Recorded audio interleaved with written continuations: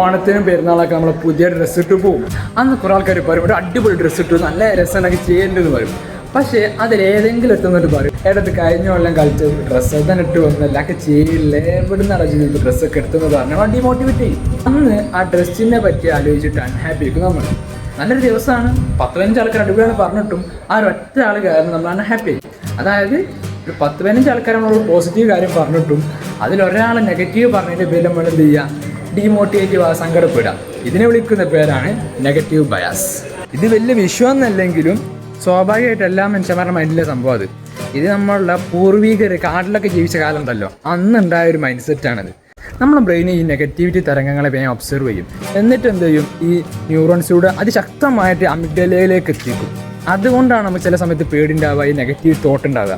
അങ്ങനെയാണ് ഇതിൻ്റെ ഒരു ശാസ്ത്രീയ വശം.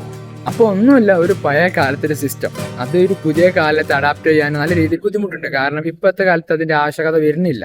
വിചാരിക്കുകയാണെങ്കിൽ ഈ പ്രശ്നം പരമാവധി നമുക്ക് കുറഞ്ഞു കിട്ടും. അതായത് സൈക്കോളജിയിൽ പല പ്രശ്നങ്ങളും അതിനുള്ള അവയർനെസ് ഉണ്ടായിരിക്കുക എന്നുള്ളതാണ് ഏറ്റവും വലിയ കാര്യം. അപ്പോൾ നിങ്ങൾക്കുണ്ടായിരുന്നു, ഞാൻ കമൻറ്റ് ചെയ്യും.